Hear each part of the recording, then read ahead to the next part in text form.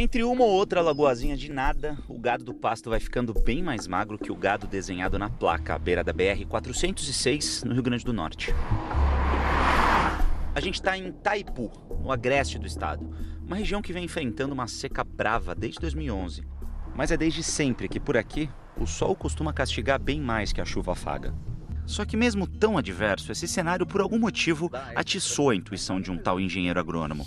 Há quase 30 anos, em 1989, o então bigodudo gerente agrícola de uma usina de cana-de-açúcar de uma cidade vizinha tomou uma decisão: comprar essa que era a fazenda de um dos patrões dele. E em 100 dos quase 500 hectares da propriedade, ele plantou a cana que tanto a usina em que ele trabalhava quanto outras da região podiam comprar. Aí ele pensou: pronto, agora eu vou estourar de ganhar dinheiro. Só que não. Em 1991, a cana morreu toda. Vi que nessa condição de semiárido que a gente tem aqui, com precipitação anual de 850 milímetros, extremamente irregular, não tinha como fazer cultivo de cana-de-açúcar de sequeiro. E não havia nenhuma possibilidade de irrigação, porque aqui a gente está sobre o cristalino, é rocha, não tem água no subsolo. Com 100% de prejuízo, ele continuou trabalhando mais chateado na usina que continuava comprando a cana de quem tinha mais sorte que ele para plantar. E assim ele foi seguindo até ter uma conversa com um conhecido que mexia com avicultura bem próximo à capital natal. Ele me estimulou, realmente confirmou que era uma alternativa boa para a região, que o mercado do Rio Grande do Norte era um estado importador de ovos. Aí, em 1991, ele foi até o banco e pediu uma grana emprestada para dar início a uma produção com 15 mil aves para a postura. Você acredita que começou a dar muito certo? As aves, enfim, começaram a dar asas para a fazenda e botaram um bom dinheiro aqui dentro. Tanto que em 5 anos já eram 80 mil animais. Foi aí que ele teve a ideia que fez o povo chamar ele de louco pela primeira vez. É que ele queria começar a transformar a galinha sertaneja do semiárido numa galinha caipira do Nordeste. É isso aí. Começar uma produção comercial numa escala enorme de ovos de bicho criado solto. Era uma coisa nova, ninguém nunca tinha feito. A gente imaginou trabalhar com galinha em piquete e é difícil, ela não anda em corredores, muito difícil ensinar alguma coisa a galinha. Eu nunca vi uma galinha no circo. Enquanto ele ia aprendendo, as gaiolas garantiam bem demais o sustento da fazenda, até mesmo porque, além das aves, ele também tinha no pasto 200 cabeças de gado que passaram a produzir bastante com uma técnica de pasto rotacionado que chama PRV, Pastoreio Racional Voisin.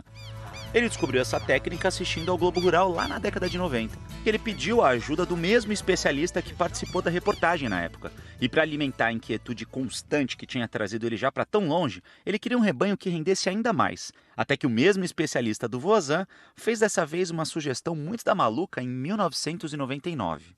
Sugeriu o búfalo. E, como todo mundo, eu fiquei também surpreso. E ele me explicou que o búfalo era de origem da Índia, do Paquistão, de regiões áridas também, adaptado aqui. Nesse processo de teste, ele ofereceu para os búfalos exatamente o mesmo manejo que ele tinha com o gado bovino. Os búfalos ganharam 27% mais peso que os bovinos.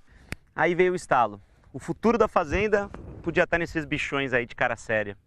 Só tinha um detalhe, um baita de um detalhe. Os búfalos eles têm menos glândulas de suor que os bois, o que faz com que eles transpirem menos. Aí eles sempre acabam entrando dentro da água para se refrescar.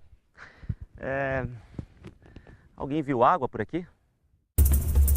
Todo mundo achou estranha demais essa história. A vizinha de cerca, que sempre mexeu com gado, jurou que não ia dar certo. Vai dar certo não. Vai quebrar a fazenda. Vai quebrar, não vai adiante não. Uma vantagem daqui é que se não tem tanta água, pelo menos sobra vento, que já alivia um pouco o bicho. E para o sol não castigar tanto, o Veloso mandou instalar para tudo que é canto aqui na fazenda sombrite. São essas casinhas aqui com essa cobertura especial que barra até 80% da luz do sol. E claro, gera um conforto muito grande para eles quando eles quiserem. Só que mesmo assim o Veloso ainda precisava fazer bem mais. Porque ainda faltava água. Uma pocinha de lama qualquer era disputadíssima por eles. Bom, se tem pouca chuva, bora aproveitar o pouco que tem da melhor maneira possível. Fazendo tudo o que dá, transformando os 17 mil metros quadrados de telhados da propriedade em rampas que escorrem a chuva e levam a água até as 5 cisternas da fazenda. cada uma com 600 metros cúbicos, quer dizer, são 3 milhões de litros de água armazenada. Isso dá coisa de 3.000 caixas d'água caseiras. Mas como as cisternas nem sempre ficam cheias, isso supre só menos de 10% do que eles precisam na fazenda.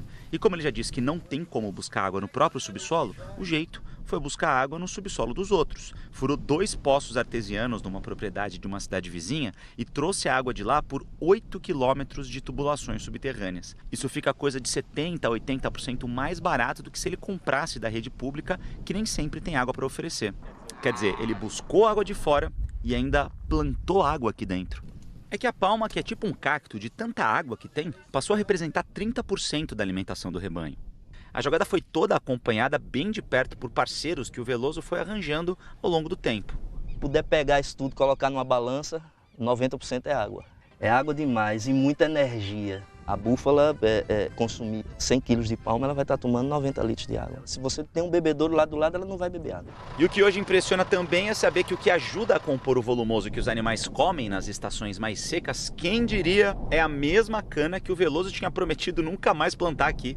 Mas agora, com mais água e aprendendo que tem que plantar na parte baixa da fazenda, ela começou a dar. Só que aí veio um outro problema. No semiárido, o cio desses bichos vai só de abril a julho. E com uma gestação de 10 meses, todas as novilhas nasciam quase que de uma vez só num espaço muito curto de tempo, o que atrapalha um monte o manejo. Foi aí que o professor Cláudio começou as pesquisas para colocar em prática um palavrão para os búfalos. Como é que é a palavra? Desestacionalização. Na prática, significa induzir com hormônios o cio das fêmeas ao longo de todo o ano para que sempre tenha búfala sendo inseminada e permitir parto na fazenda em tudo que é mês, em tudo que é estação. Então nós conseguimos manipular totalmente o ciclo da fêmea e induzir a ovulação no momento que se tem interesse.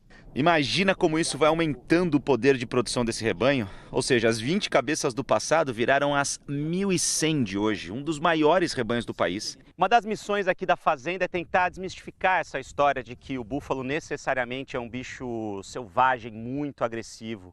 Eles garantem que se a gente chegar do jeito certo, com carinho, conversando, o animal é muito dócil e se comporta quase como um cachorro. Pelo jeito parece que é verdade. Acho que eu já conquistei essa aqui. Ei!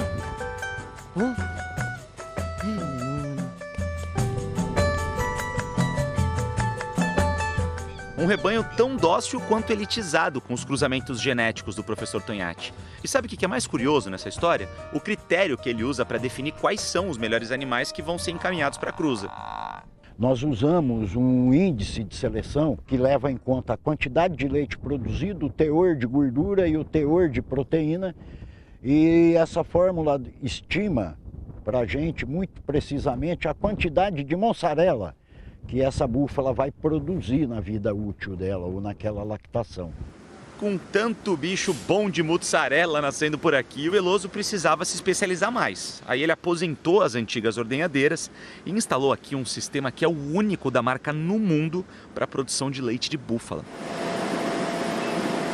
Ele funciona assim, os lotes dos animais são trazidos do campo e esperam a vez de ordenhar numa área com aspersores que já fazem uma primeira limpeza dos tetos.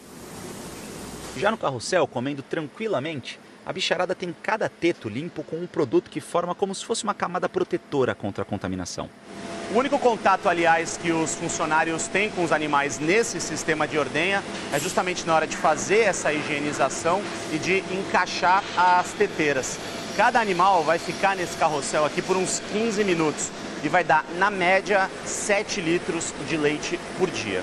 2.200 litros de leite de búfala por dia, usados aqui para fazer mussarela em barra e bolinha, manta, que é uma massa de queijo bem fininha e sem sal, burrata, nossa, olha isso, que é uma trouxa de queijo recheada com mais queijo cremoso e creme de leite de búfala. Tem também a lapana, que é a bolinha de mussarela com creme de leite, além de ricota, queijo Minas, queijo coalho, nossa senhora, tudo com leite de búfala e com sotaque nordestino europeu. O nosso fermento é um fermento italiano, nossos equipamentos são equipamentos italianos, né? Os nossos funcionários foram treinados por um especialista italiano, então temos todo esse controle, todo esse cuidado para dar a mesma característica daquele queijo italiano. mas com tempero nordestino. Para a produção do laticínio funcionar redonda, todo leite tem que ser pasteurizado, quer dizer, aquecido. E a fabricação depende também de muita água quente. Quem faz todo esse aquecimento é a caldeira do lado de fora. Ela é alimentada com lenha e sabe com o que mais? Com um biogás que é produzido debaixo dessa lona gigantesca aí, branca. É o resultado da queima do estrume, que a máquina recolhe das búfalas depois que elas entram no carrossel, e que eles pegam debaixo das gaiolas das aves. Aí toda essa bosta passa pela estação de tratamento, vira líquido e vai adubar o pasto por irrigação. A gente confessa que o cheiro dessa chuva artificial não é dos melhores, mas só assim para o pasto do Veloso ser literalmente mais verde que o do vizinho. E para dar conta da maior parte da energia elétrica gasta com toda a produção, ele ainda instalou aqui um aerogerador, quer dizer, o vento forte do semiárido está fazendo bem mais que só refrescar o bicho que tem saudades dos rios. Foi o mais recente investimento que segue fazendo girar de um jeito bem enxuto todas essas muitas engrenagens que o Veloso construiu. O que você aprendeu com a seca? Que é um fenômeno climático normal, acontece, a pior seca sempre está por vir, esteja preparado para ela, que é possível conviver com a seca e é mais fácil conviver com a seca do que conviver com a neve, que é um fenômeno climático também normal. Reclamar disso é reclamar do óbvio, reclamar daquilo que vai acontecer, que sempre aconteceu, não resolve nada. E aprendi que você pode produzir e conviver nessa condição. É mais difícil, é mais caro, é mais complicado, requer mais tecnologia, mais conhecimento, mais empenho. Tudo isso é verdade. Mais loucuras. Mas é possível. Quem sabe? Mais loucuras.